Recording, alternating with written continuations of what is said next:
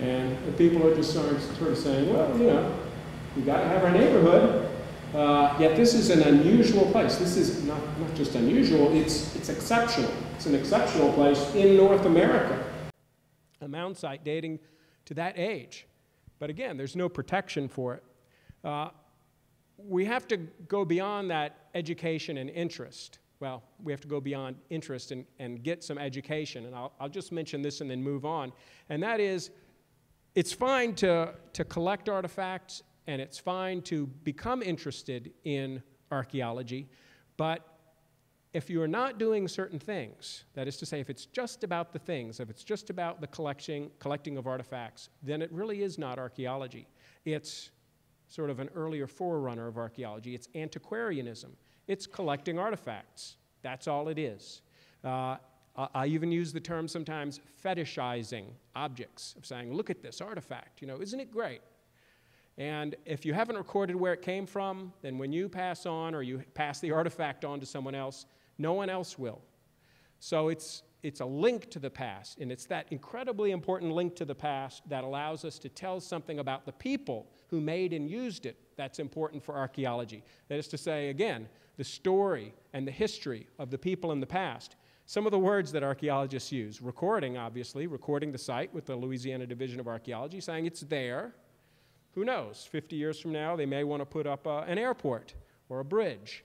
And then someone will say, hey, but look, there's a cemetery there. There's an ancient cemetery or a early historic cemetery there. Maybe we should give it a look before we put it in the airport or bridge. Provenience, context, research design.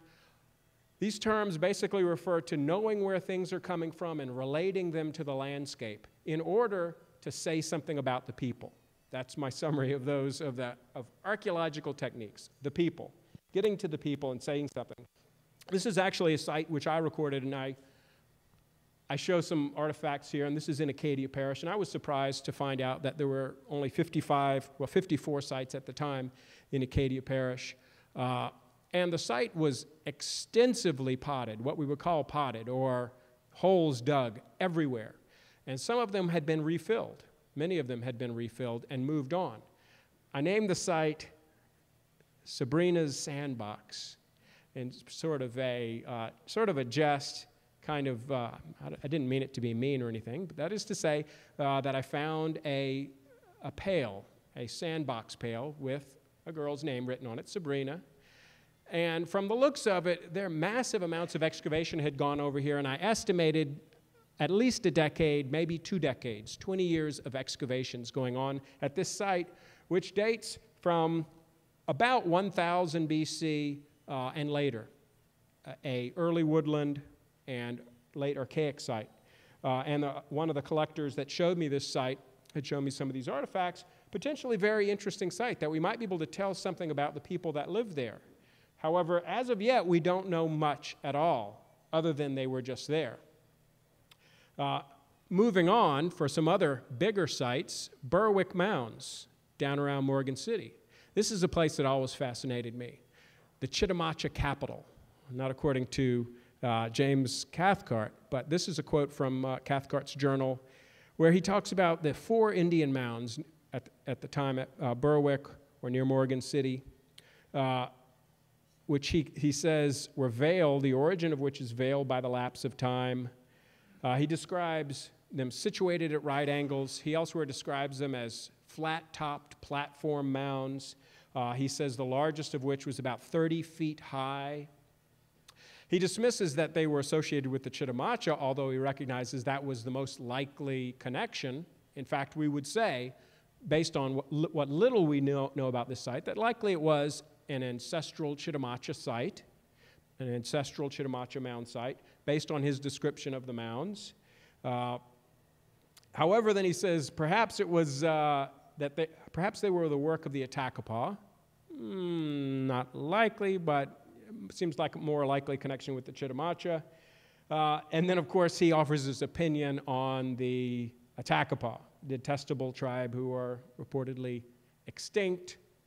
I put that because it really reflects an attitude that certainly is not present today among most people, but what really represents the history of where we've come from. That is to say, how can we be so careless? How can we be so thoughtless about the destruction of an ancient heritage? That is to say, home sites and monuments of antiquity that represent Native American heritage. Well, I think it's quite easy to do it, because all we have to do is alienate ourselves from it and say, well, it's not ours, it's not mine, it's someone else's. The minute we say, well, that's part of Louisiana history, that's part of Louisiana's heritage, then we make a connection to it. We might imagine what Berwick mounds might have looked like today. You know, there are other mound sites like this. There's Troyville, the enormous mound site of Troyville in present-day Jonesville, which I often talk about.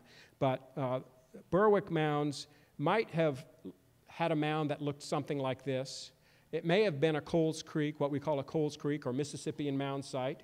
There may have been a chief residing on one of the mounds. Do we know that from the description? Well, I've been to the site.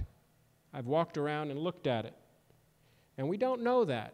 That is to say, we don't know anything about the site other than Cathcart's description, because this is where the site is located. And it's a bit of irony, and I really appreciate irony, that this is located on Mound Street.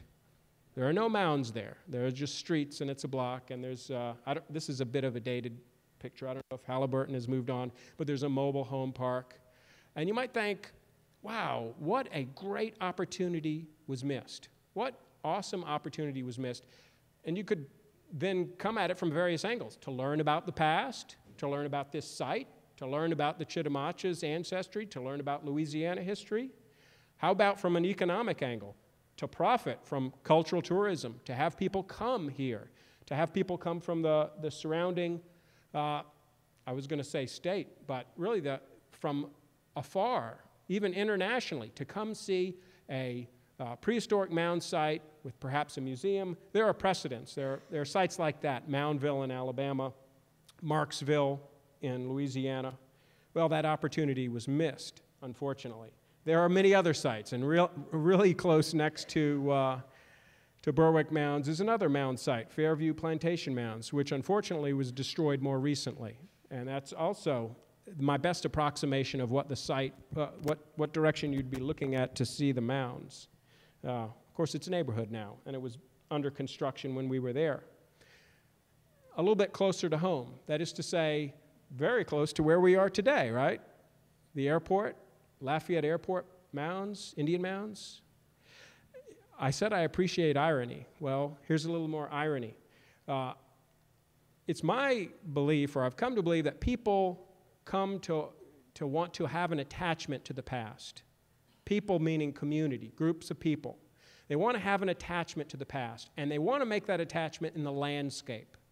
They want to look around and say, hey, we're kind of special. We're a special place. We're unique. We're Acadiana. We have a history. We're not just a generic community. We're unusual.